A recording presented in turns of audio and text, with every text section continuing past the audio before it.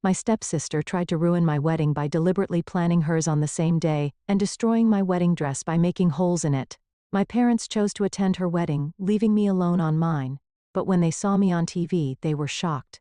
They rushed to my house but were left speechless, because my wedding day was supposed to be one of the happiest moments of my life, but my sister Helen had other plans. When I first told my family about my wedding date, Helen acted like she didn't mind. With a casual smile, she said, "Oh, you're having a small, simple wedding anyway, right? So, it's fine if our weddings are on the same day." At first, I thought I had misheard her, but no, she had deliberately planned her wedding for the exact same date as mine. She knew this would mean that all our relatives and family friends would be at her ceremony instead of mine. My heart sank, but I didn't say anything. I should have known better than to expect anything different from her. Months passed, and finally, the big day arrived. I was nervous but excited, standing in my wedding gown, surrounded by a handful of close friends. I had tried not to think about Helen, but deep down, I couldn't shake the uneasy feeling in my chest. Then, just as the reception was in full swing, I turned, and there she was. Helen, in her wedding dress. I blinked, unable to believe my eyes. "Helen, what's going on? Why are you here? What happened to your wedding?" She smirked, tossing her perfectly styled hair over her shoulder. "Oh, I got curious. Your reception looked like so much fun, so I came to see for myself." I clenched my fists, but I forced a smile. I wouldn't let her ruin this day for me. Let me take you back to how it all started. My name is Patricia. I'm years old and have been working at the same company since I graduated high school. I started as a junior employee, but after years of hard work and dedication, I earned recognition and respect in the office. My job was fulfilling, and life was good. Years ago I met Ryan. He was kind, funny, and treated me in a way no one ever had before. We started dating, and with each passing day I fell for him more. Then one evening, he got down on one knee and asked me to marry him. My heart pounded, my hands trembled, and for a moment, I thought I was dreaming. "But, are you sure?" I blurted out without thinking. "Are you really okay with someone like me?" Ryan chuckled softly and took my hands in his. "It has to be you, Patricia. No one else." Tears welled in my eyes as I nodded. I had never been so happy. Meeting his parents. A few days later, Ryan took me to meet his parents. I was nervous, but they were warm and welcoming. "Patricia," his mother said with a smile, "it makes us so happy to have someone like you as our son's partner." I bowed my head slightly, feeling shy. "Thank you for saying that, but honestly, I'm the lucky one. There's no need to be so modest," his father chuckled. Everything was going smoothly until he said something that made my breath hitch. "I would like to meet your family as well, Patricia. It's important that both families get to know each other." My stomach twisted. "Oh, why yes, of course," I said quickly. Ryan squeezed my hand. "Patricia, if you're uncomfortable, we don't have to rush things." I forced a smile. "I'll be fine, Ryan." But the truth was, I wasn't fine. My family didn't love me. I had a reason for feeling uneasy about introducing Ryan to my family. Unlike Ryan's parents, who were kind and accepting, my own family had never treated me that way. My older sister Helen was breathtakingly beautiful. Even as a child, she had been admired by everyone. She worked as a child model, and in high school she became a well-known reader model. My parents doted on her, praised her, and showered her with attention. And me? I was the quiet, ordinary daughter, the one no one paid attention to. The one who was always in Helen's shadow. No matter what I did, I could never be good enough in their eyes. That's why, deep down, I knew my wedding wouldn't be a priority for them. And when Helen chose to get married on the same day, she proved it once again. But no matter what she did, I wasn't going to let her take this moment away from me, a childhood of neglect. Growing up, I learned one painful truth. I would never be as important as my sister Helen. She was beautiful, charming, and adored by everyone, especially our parents. Meanwhile, I was the forgotten child, the one they barely paid attention to. Since I wasn't as cute as Helen, my parents didn't see the point in spending money on me. Love and affection were things I could only watch from a distance but never experience for myself. Helen was showered with praise, forgiven for every mistake, and given anything she desired. But for me, there was nothing. If I dared to ask for something I wanted, I was scolded for being selfish. When I expressed interest in activities like music or art, I was told they were a waste of time and money.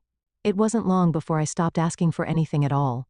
While Helen had the best of everything, I had only hand-me-downs, Her old clothes, her worn-out school supplies, even toys she no longer cared about. My mother cooked meals with love, but only Helen's favorite foods ever made it to the table. If I didn't like something, I had to eat it anyway. The worst part was my birthday. You would think that at least on that one day, I would be treated with a little bit of warmth. But no. Every year, my sister received a gift on my birthday, and it was always bigger, more expensive, and more thoughtful than whatever small present I was given. It felt like a cruel joke, like a reminder that even on my special day, Helen was more important. My parents often sighed and said, "Why can't you be cute like Helen?" Their words stung. No matter how much I wanted their love, I would never be enough. Betrayal by my sister. Helen wasn't just our parents' favorite, she knew it. And because of that, she treated me however she pleased. As a child, she would take things from me just because she could. If I protested, she'd smirk and remind me that Mom and Dad would always take her side. And she was right. If I ever argued with her, our parents would scold me, not her. By the time we reached middle school, her cruelty had escalated. There was a boy I secretly liked, someone I never even had the courage to talk to. But somehow, Helen found out. Instead of teasing me like a normal sister might, she did something worse. She approached him herself, acted charming and sweet, and within days, they were dating. She would hold his hand in front of me, giggle as she whispered things in his ear, all while glancing my way as if to say, "Look what I took from you." But that wasn't the worst part. Helen knew my secrets, things I had shared in confidence or things I had hidden deep inside, and she used them against me. Somehow, boys I had never even spoken to knew things about me, embarrassing things. At first I couldn't figure out how, but then I saw Helen laughing with her friends as she told stories about me, throwing out my secrets like they were nothing. I wanted to fight back to defend myself, but I knew it would be useless. If I so much as raised my voice against Helen, our parents would come down on me like a storm. So I learned to endure, a lonely fight for recognition. Because I received no love from my family, I desperately sought validation elsewhere. I turned to my studies, hoping that if I became the best student, my parents would finally notice me. I worked harder than anyone else, staying up late, studying tirelessly, and scoring top marks on every test. One day, after months of effort, I achieved something incredible. I ranked first in my entire grade. My heart swelled with pride, and for the first time in my life, I believed my parents might finally say, "We're proud of you." Excitedly, I ran home to tell them the news. But their reaction crushed me. "Don't stand out in weird ways," my mother said flatly. "It would be embarrassing for Helen if people thought you were better than her." I froze. I had expected indifference, maybe even a half-hearted, "That's nice." But this was worse than anything I could have imagined. That was the moment I realized it didn't matter what I did. I would never be good enough for them. Still, I couldn't bring myself to give up entirely. I loved learning, even if my achievements meant nothing to my family. But I was terrified of being resented even more, so I began intentionally making small mistakes on my tests.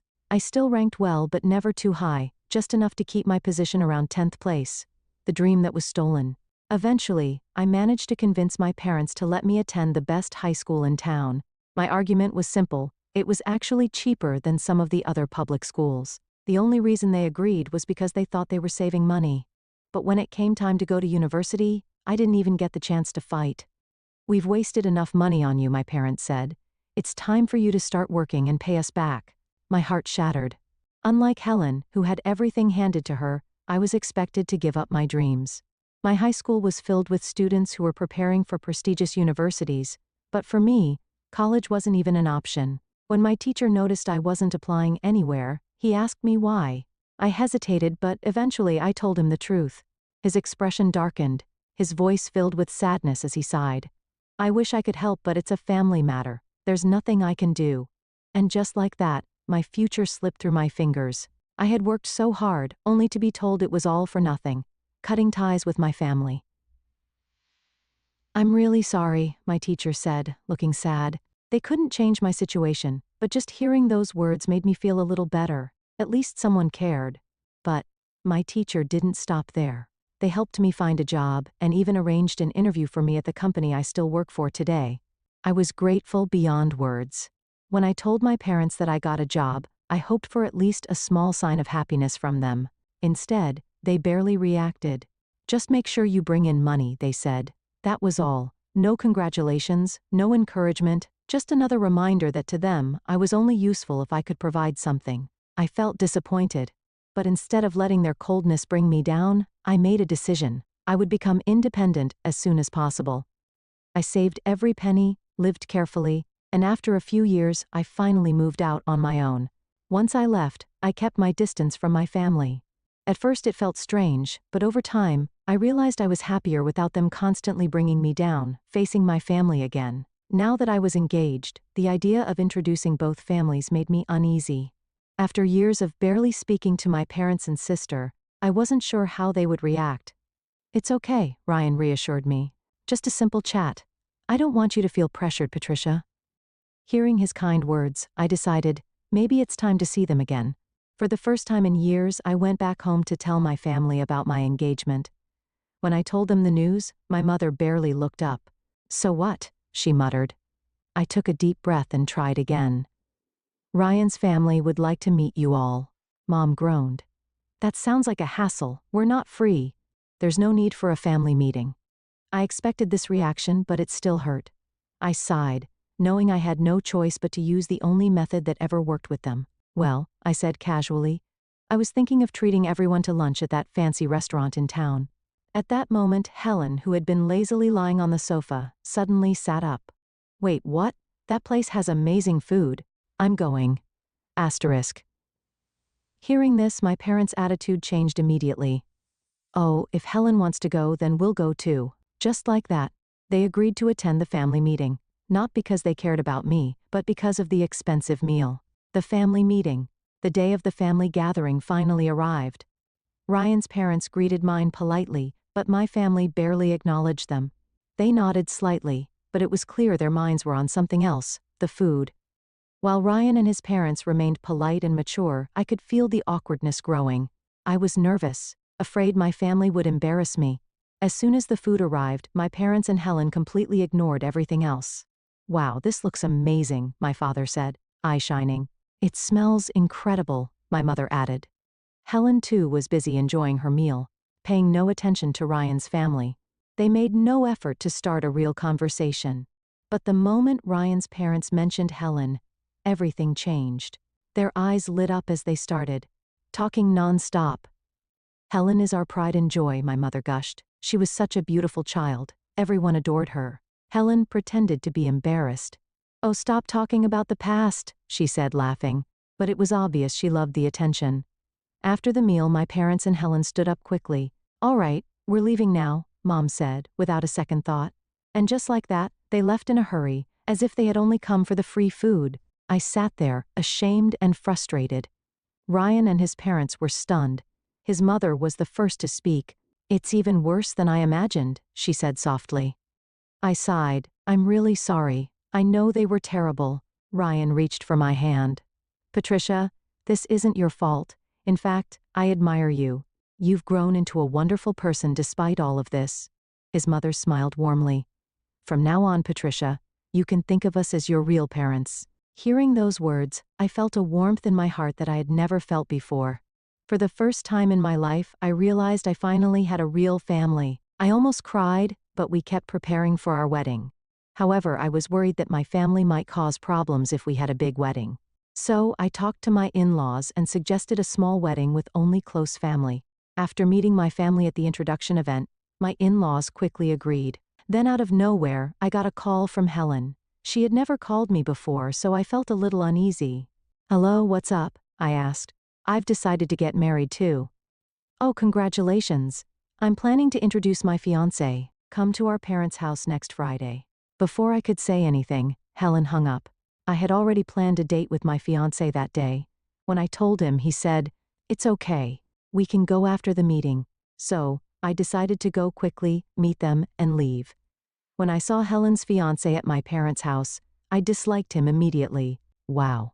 Helen was right. You really are plain." "And just a high school graduate," he said. I was shocked. This was the first time we met, yet he spoke to me like that. I had graduated from a well-known university and worked at a famous IT company, but he looked down on me just because I wasn't from an elite background like him. "He has no connection with an ordinary and useless person like you," he added. I couldn't stand being there anymore. I picked up my things and said, "I'm leaving now." Helen suddenly called out, "Wait, we're not done talking yet." "What else?" I asked. She smirked and said, "Our weddings ended up on the same day." "What? But since you're having a small wedding, it doesn't matter, right? You said it would only be for close family." "Wait a minute. That's true, but what about our parents and relatives?" "They will all be at my wedding," she said with a grin. "You'll have a sad little wedding with none of your family there." Helen had planned her wedding on the same day as mine on purpose, just to mock me. She was truly awful, and my parents had agreed with her. I had enough. That was the moment I decided to cut ties with my family completely. When I told Ryan about it, he was shocked. Then, he had an idea. "If your family won't come, why not invite lots of other people instead? There are still 3 months before the wedding. Even if we change the date, your parents won't come, and Helen just wants to make you feel small. Don't let her win," he said. His words made sense, and I felt determined to move forward without my toxic family. I suddenly remembered something about Ryan's father. "By the way, wasn't your father?" 3 months passed and finally, our wedding day arrived. Many people attended, including our friends, co-workers, and Ryan's relatives. At the start of the ceremony, we let everyone know that my family wasn't there. Everyone supported us and told me not to let my sister or parents bring me down. Because of their kindness, the wedding had a warm and happy atmosphere. After the wedding, the reception began, and the host was full of energy since so many people had come. Our friends performed, and thanks to some connections, a professional musician played, making it an amazing celebration. Then, out of the corner of my eye, I saw my parents, Helen and her husband, walk in. I quickly went toward them. They looked shocked as they watched the lively reception. When they saw me coming, they also walked toward me. "What is this?" Helen asked, confused. "What happened to your wedding? Were you curious because our reception is so much fun?" I said with a little smirk. Helen's face turned red with anger. "What do you mean? Were you supposed to have a small ceremony with only families?" Actually, this wedding venue was a very popular and expensive place, which is why Helen had chosen the same venue as us, probably to mock me. "Why are there so many people at your reception?" she asked, looking around. "Well, our friends, co-workers, and my father-in-law's company employees are here," I explained. Helen's fiancé suddenly turned pale. "Wait. What? The groom's father's company employees?" Then, he looked around in shock. "No way. Why are all the people I invited from the company here?" Helen and her husband stood there, stunned. It turned out that the company employees who were originally supposed to attend Helen's wedding chose to come to ours instead. Because they actually worked for my father-in-law's company. "You mean your father-in-law's employees?" Helen's fiancé asked in disbelief. "Yes," I replied. "He'd just arrived." At that moment, Helen's fiancé's face froze. "The president. Why is he here?" "Well," my father-in-law said, stepping forward. "It would be strange if a father didn't attend a son's wedding, though it seems like some parents here have a different way of thinking." He glanced at my parents, who looked embarrassed. Then he turned to Helen's fiancé and said, "I heard you deliberately planned your wedding on the same day as my son's. What was your reason?" Helen's fiancé immediately tried to shift the blame.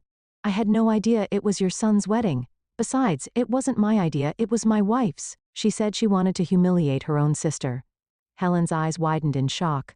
"What? Why are you blaming everything on me? You also said it was fun to put down someone from a lowly high school background. You idiot, stop talking." "Not in front of the president," her husband snapped. "It's your fault for blaming me first," Helen shouted back. Right in front of us, Helen and her fiancé started arguing like children. My father-in-law finally lost his patience. "Enough already. This is Patricia and my son's important reception." Helen's fiancé panicked and ran out as if escaping. Helen, still in her wedding dress, hurried after him. And just like that, they disappeared from our wedding. "We have always thought highly of you. Since we're already here, maybe we'll stay for the reception." Helen's wedding reception had many empty seats because all of the groom's work colleagues had canceled to attend ours. Naturally, Helen was upset, and even her friends and the groom's friends laughed at her, making her the center of the jokes. My parents, who were always so proud, looked embarrassed and angry. It seemed like their frustration made them want to mock our wedding instead. "We always knew Patricia was more reliable," they suddenly said. Hearing my parents praise me out of nowhere gave me chills. "It's useless to say anything now," I replied. "I've already decided to cut ties with you. Please leave." "What? How dare you speak to your own parents like that?" because you're in the way. Leave now." At Ryan's request, the venue staff escorted my parents out. With the troublemakers gone, we continued enjoying our reception. The night was filled with happiness and laughter again.